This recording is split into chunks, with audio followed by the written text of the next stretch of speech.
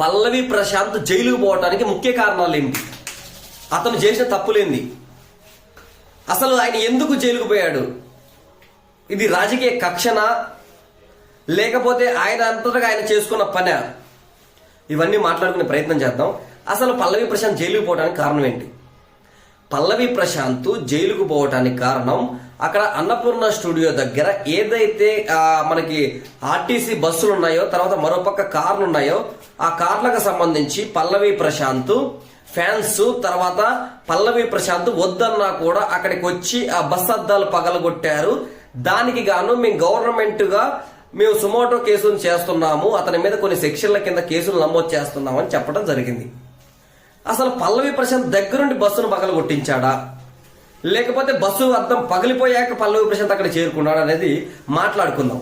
fans విషయానికి వస్తే, fans అనేవాళ్ళు అక్కడికి దాదాపు